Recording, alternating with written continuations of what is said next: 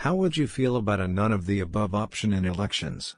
If that option wins, the election will be held again with new candidates? That would most likely benefit the party or candidate with the most money, who can afford to keep running until a candidate is chosen. Also, subsequent elections would likely have lower turnout, and lower turnout tends to benefit extremists. I'd rather a ranked choice voting system. I'd feel like it's 1985 and Richard Pryor has just made a movie. That will lead to a lot of null elections, and over time will lead to people giving up on voting itself. Pardon my half-knowledge, but I think this option already exists in India. If the none of the above option gets the most votes, the said election has to be reconducted, but this time all the previous candidates are barred from contesting. Again, my friends told me all the information above. I remember this information only because we went through our election this year. As to how I feel about this, I think it's there just to give the people an illusion of choice. Edit, spelling. This is available in India and doesn't serve any real purpose other than saving from pain of choosing fiercely impotent candidates which records single-digit votes. Very horrible, as if there is no one replacing the current president. He will continue as you can't leave a country without president. This in turn will give huge incentives for current presidents to make it impossible to vote and make the none of the above options as default if they fail to reach a certain voter turnout. Why do some people believe that perfect candidates are always available in any community? Sometimes willing, qualified, and moral candidates genuinely don't exist. Wouldn't work. It would introduce the possibility of a stalemate, and then who would have the right to govern in the meantime? And all the time your economy would be going down the toilet. At the end of the day, a party isn't going to be able to please all sides and they have to put forward a candidate. A waste of time and money. India actually has a no option during elections, which is the acronym of none of the above. But the law says that in case that nota gets the majority, the candidate who would have the most votes would win. This isn't really nota, it's just the same election with more steps. It's a horrible idea. The person in power stays in power, and only needs to continually push distrust and chaos. Imagine if this was the case now, and Trump just needed to make sure that everyone hated him and his opponent to stay in power. I'd rather people vote on policy, not personality. That is literally what the write-in option is for. Why is this thread gaining any traction? It exists already in Brazil. But if that option wins, they go to the candidate with the most votes. You're not only throwing your vote away, you're also helping someone you don't like win. What if your name is none of the above? I think it's a terrible idea. I would far prefer that the voting system representation was changed than that. For reference, I'm in the UK. Our system makes it almost inevitable that one of two parties will win. If leaving it blank was an option, which it is, you can spoil your vote in protest. It just doesn't mean anything, then it would never win and would only serve to give the two main parties a tighter hold. Technically, the Constitution would kick the decision over to the House of Representatives. But if it wins, the government is abolished and we try again. It's called a write-in. I've done it. For presidential elections, if no candidate wins a majority of the Electoral College, the House decides the election. It's in the Constitution, which you can read for free online.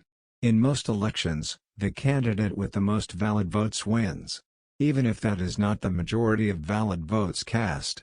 Nota is not a candidate. To me, it only makes sense if we have ranked voting. Allow people to make none of the above as their top choice, then like whoever as a second choice. This would show how many people are dissatisfied with the current selection.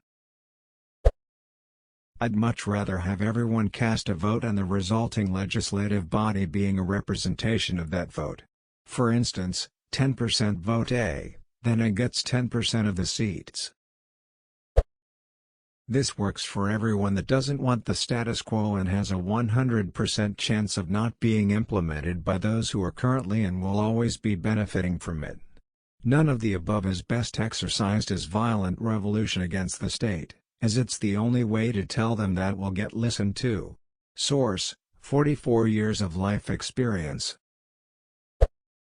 Or no president for those 4 years, while the people themselves run, and a consensus has to be made for all new decisions.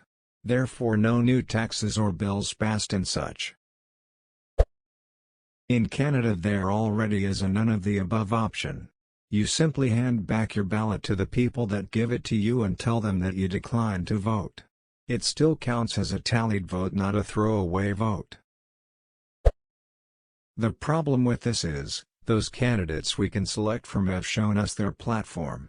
They campaigned for a long time discussing their views, so adding new candidates via a no selection vote would be impossible, not to mention more money would come into play. People would take massive donations to put out ads as quickly as possible to get their name at the front.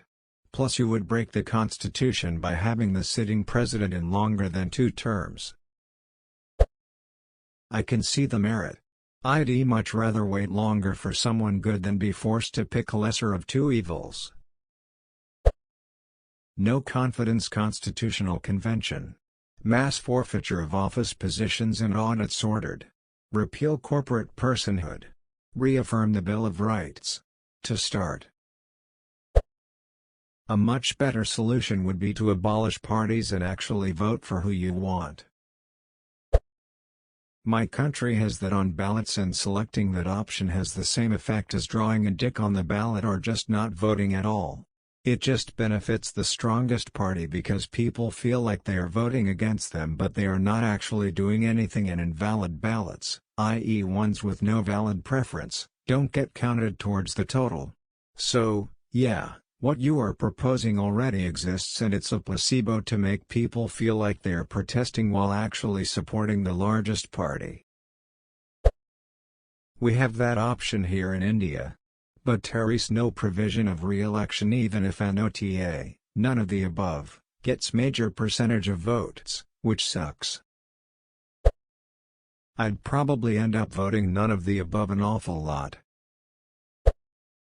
If this happened, conservatives would lobby on behalf of the none of the above option in order to attack the welfare state by continuously delaying votes and forcing the government to a standstill. It would be like the shutdown threats every time there is an election. Far too costly, and your voter turnout would drop with each election. And all of the current candidates are barred from running for at least 10 years. Would be a good way to clean up a rather stale pool of options. Present. The UK needs this badly.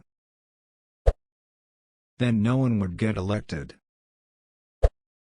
Ranked voting is a better option.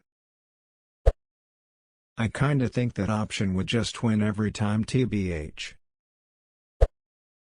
I wouldn't mind it. I've often thought it would be good to have the option to turn your one positive vote into one negative vote. You still get only one vote, but rather than giving a positive vote to the least bad candidate you have the option to give -1 vote to the very worst one. In effect you're saying I want none of these, but definitely not that one. You don't have to vote for president if you don't want. In the spot for president just leave it blank, and there's always an option for you to write another candidate that's not on the ballot. For 2016 I remember a lot of people said they were going to write Harambe because they didn't like any of the candidates. That would be a great idea. Personally I would love it. Here in South Africa it feels like we have a choice between corrupt socialists, corrupt communists, corrupt capitalists, a couple of religious parties that I wouldn't trust to run a multicultural society, and a handful of joke parties. And I think that if maybe we had a no-vote option, not only would it solve the fact that only half of the country votes in the first place, it might make our shitty, self-serving politicians actually work for their votes for a change. While considering elections are supposed to be between the best candidates either party could find to represent them, having new ones almost necessarily means having worse choices. Not to mention it could artificially extend the presidency of whoever is sitting while this is all happening, and you have to know some cocknose would find a way to abuse that.